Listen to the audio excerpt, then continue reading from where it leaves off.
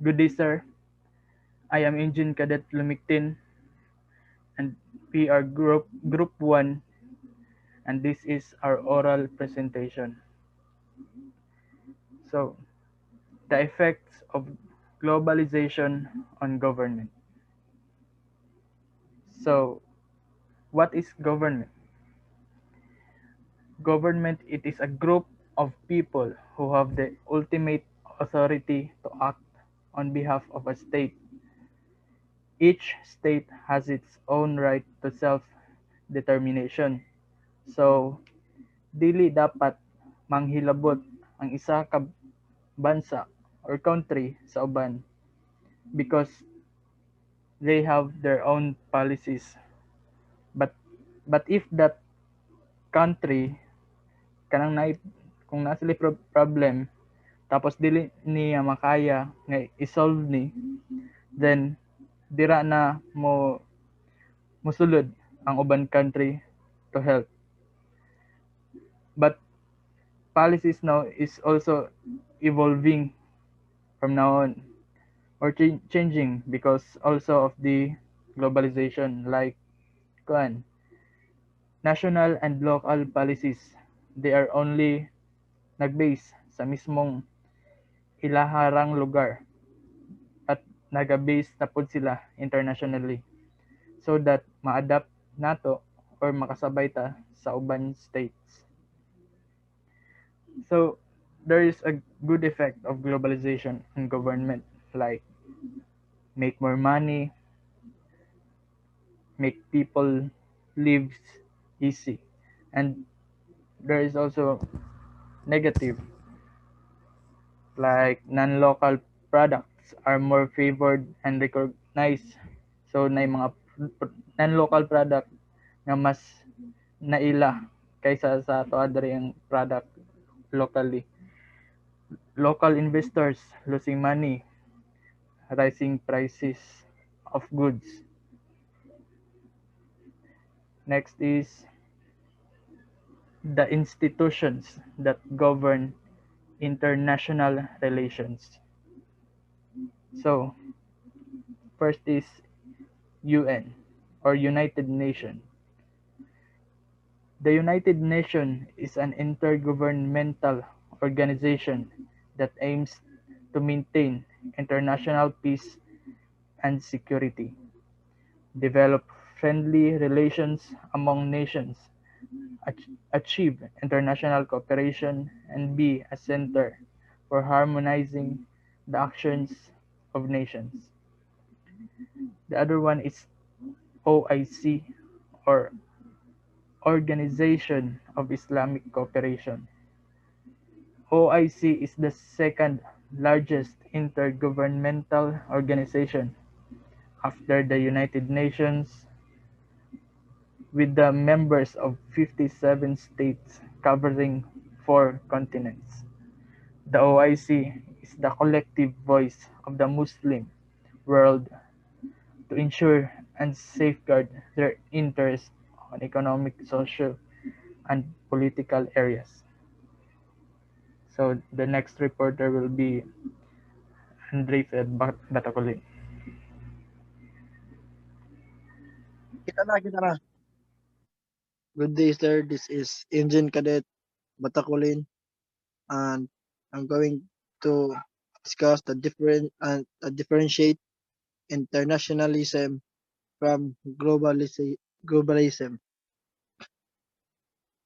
Uh, the internationalization is a process of increasing involvement of enterprises in international markets, although there is no agreed definition of internationalization.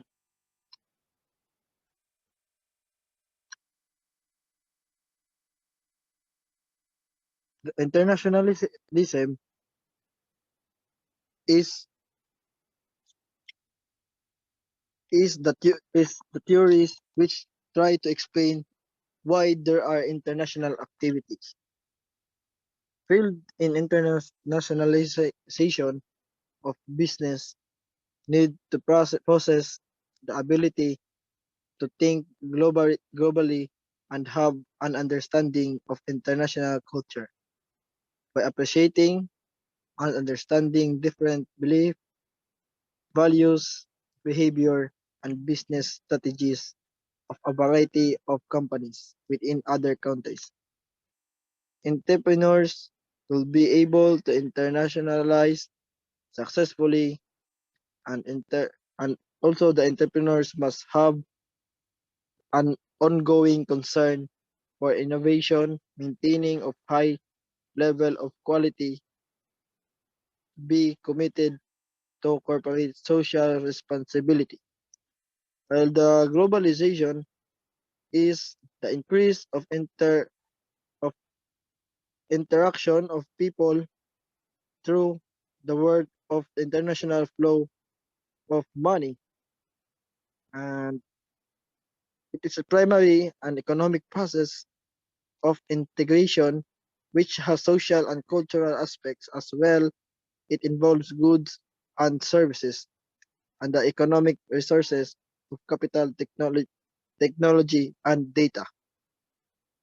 And the next supporter is Cadet Munyaski. So I am Engine Cadet Monyaski. So I will be reporting about the rules and function of United Nations. So there are four main functions of the United Nations. First, it is to maintain international peace and security. So they are the ones who protect the peace and security of each country so that we can be avoid any conflict between countries. So next is to develop friendly relations among nations. So they uh they they are the ones who help the country or nations to have good communication with each other. Third is to achieve international cooperation in solving international problems. So the United Nations have the power to jo- uh, to to to uh, to protect the peace between countries and to have the power to fix international problems. So fourth is be a center for harmonizing the actions of nations in the attainment of these common ends. So they focus on making nations be in harmony with each other. So next is the rules of United Nations in the issue of globalization. So the United Nations is uniquely positioned to provide an intellectual leadership in ensuring that the advantages of economic globalization are equally shared by the world's population and that negative effects be mitigated. So the role of the United Nations to the globalization is that they maintain the effects of globalization to become more positive and to minimize the negative effects of the globalization in our world. So next is the importance of United Nations in the process of globalization. So UN has become a global actor with a meaningful role to play in the process of globalization. It served as a forum for the determination of international public interest, promote the participation of non-state actors, and work to expand and reshape the international legal framework. So that's all for my report. So the next reporter is Rihas or Batakulin.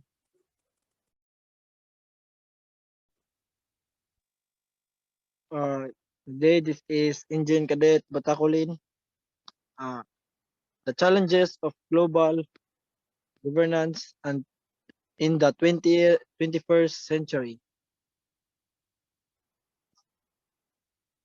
There are three challenges in the 21st century. 21st century, the economic inequality, social conflict, Western imperialism. First is the economic inequality. There are uh, there are wide varieties of economic inequalities, most notably measured using the distribution of income and the distribution of wealth. Next is the social conflict. Social conflict is the struggle of for agency or power in the society. Social conflict occurs when two or more actors oppose each other in social interaction. Each exerts social power with reciprocity in the effort of achieve incompatible goals whilst preventing the other from attaining their own. And lastly is the Western imperialism, the extension of a nation authority by territorial acquisition or by the establishment of economic and political dominance over other nations. Next reporter is Cadet Rihas. Good evening, everyone. So I will be the one who will explain the relevance of the state amidst globalization. Firstly, let's define the technical terms in this topic. Next slide. So firstly, what is state? State is by definition, it is a political community that has sovereign jurisdiction over a clearly defined territory and exercise authority through several institutions, including the government. So, uh, so the state is like it's just another term of a country. So, in order to understand the state, let's find out the elements of the state. Next slide. And next slide. Next slide again.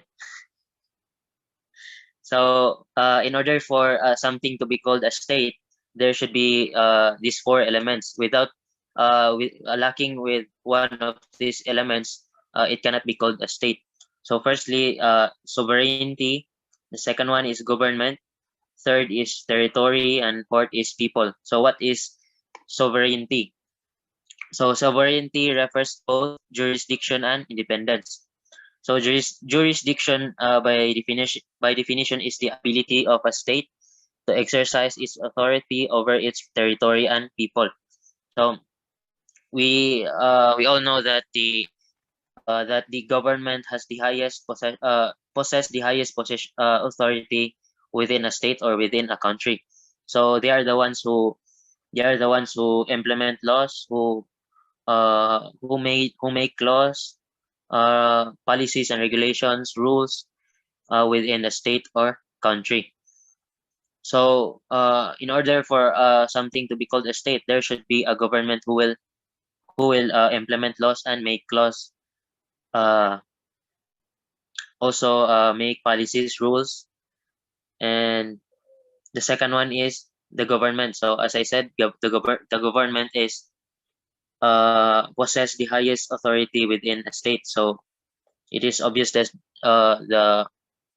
they are the ones who dominates within a society. They are the ones who control all the aspects within the society. The third one is territory. So in without a territory, there is no state because eh, even if there is a government and there is no land to govern or to rule, so it cannot be called state. So there should be a territory or a piece of land that a government should rule.